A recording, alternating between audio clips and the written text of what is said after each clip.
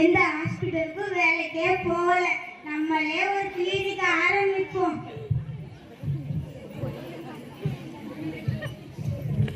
Nurse இங்க வாங்க.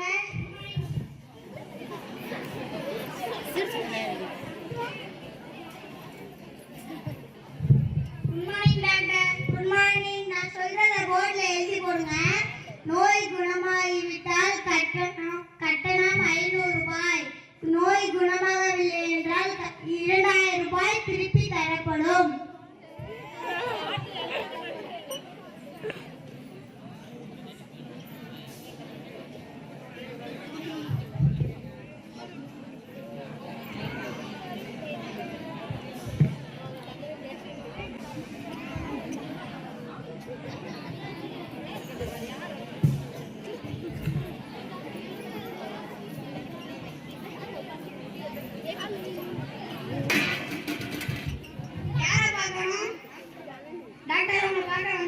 வர சொல்லுங்க.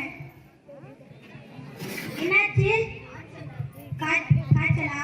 எப்ப இருந்து? 2 நாளாவா?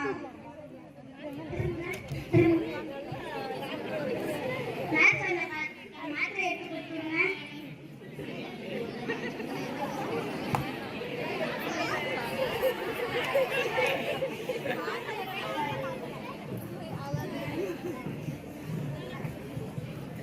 படிச்சு முடிச்சுட்டேன். வீட்டுல இருந்தா வேலைக்கு போ நம்ம என்ன வேலைக்கு போவாங்க.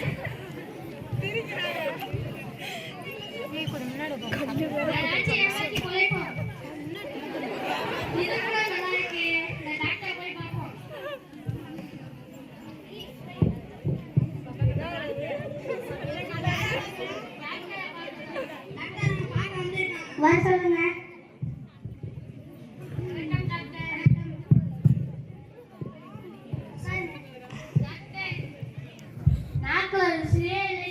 அப்படியா?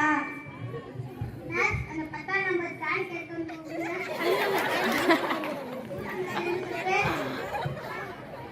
என்ன வாய் மூலவ மாதிரி இருக்கு டாக்டர்? இது பெட்ரோல்.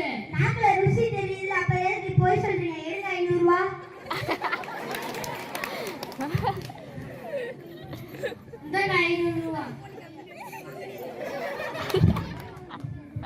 அடுத்த தடவை நாச்சு இந்த டாக்டரை ஏமாத்தணும். 2 நாட்களுக்கு பிறகு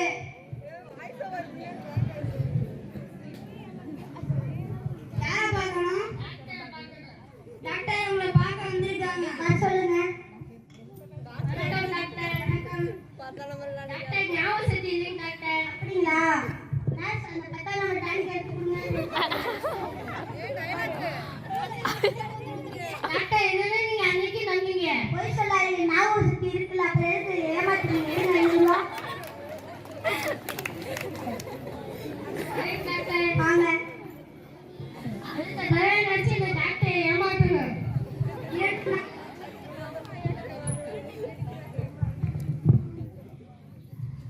2 நாட்களுக்கு பிறகு இன்னைக்கு நாச்சு இந்த டாக்டரை ஏமாத்தாம விடக்கூடாது. யாரை பார்க்கணும்? டாக்டரை பார்க்கணும். இந்த குரலை எங்கேயா கேட்ட மாதிரியே இருக்கு. டாக்டர் உங்களை பார்க்க வந்திருக்காங்க. வர சொல்லுங்க.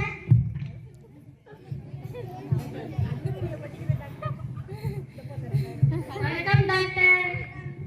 டாக்டர் நீங்க கொடுத்த மருந்துனால எனக்கு கண்ணு தெரியாம போச்சு டாக்டர்.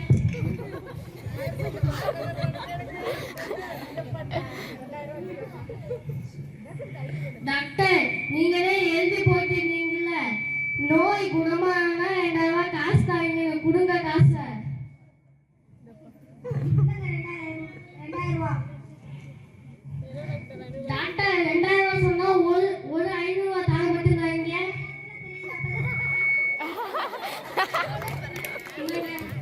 டாக்டர் ஃபீஸ் கொடுங்க. எல்லாத்தையும் ஏமாத்தலாம் நினைச்சேன். இப்ப நீனே ஏமாந்துட்டியா? இனிமேல் யாரு எல்லாத்தையும் ஏமாத்தலாம் நினைச்சேன். இப்ப நானே ஏமாந்து நிற்கிறேன்.